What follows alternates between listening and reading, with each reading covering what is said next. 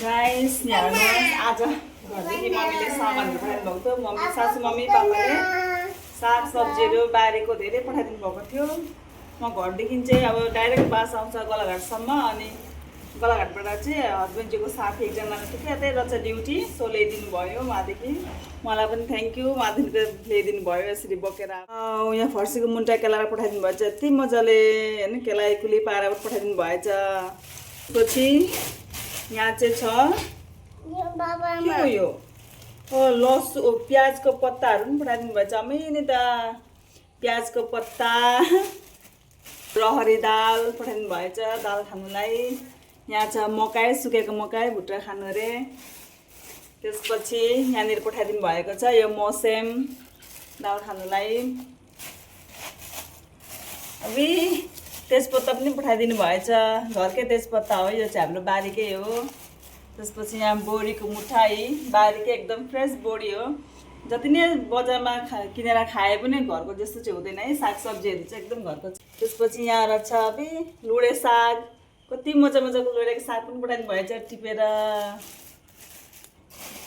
त्यसपछि यहाँ चाहिँ के छ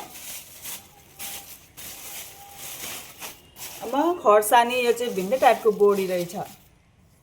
खर्सानी, भुत खर्सानीहरू पनि रहेछ। यहाँनिर अदुवा पठाइदिनु भएको रहेछ। यहाँनिर चाहिँ के छ कुन्दुली, टेङ्गा, तिते करेला सँगै बाँधेर पठाइदिनु भएछ अलिअलि है। वाउ होइन अचार, यसपालि आमको अचार चाहिँ धेरै मिस गर्दै थिएँ, झन् मम्मीले पठाइदिनु भएछ आमको अचार हालेर पठाइदिनु भएछ घरकै आमको। त्यसपछि मेन चाहिँ यहाँ चिकन, लोकल कुखुरा काटकुट गरेर पठाइदिनु भएछ पापाले। पुरा मजाले बाँधिदिनु भएको छ। के छ त्यसमा? खोइ पुरा बाँध्नु भएको छ। हेरौँ त के पठाउनु भएको रहेछ, भन्नु पनि भएन। खतरा मजाले प्याकिङ गर्नुभएको रहेछ।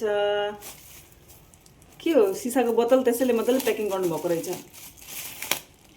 के छ यसमा? वा बाबुलाई घिउ पनि पठाइदिनु भएछ। आमाइनी त घरकै त्यही त लोकल गाउँमै किनेर पठाउनु भएको होला। कस्तो मजाले घिउ पनि पठाइदिनु भएछ नातिलाई भनेर। त्यसमा के छ? यसमा यहाँ नरिवल चाहिँ अघि ल्याउनु बित्तिकै बेटालाई चाहिँ खाइहाल्यो एउटा दुइटा चाहिँ, अर्को खै तिनवटा नै चारवटा थियो। यहाँ फर्सी पनि पठाइदिनु भएको रहेछ घरकै। यो सबै चाहिँ घरकै अर्ग्यानिक है। थ्याङ्क यू मम्मी पापा, उहाँदेखिको पठाइदिनु भयो। त्यो सामान थोरै पठाइदिनु भएन चाहिँ आम्मा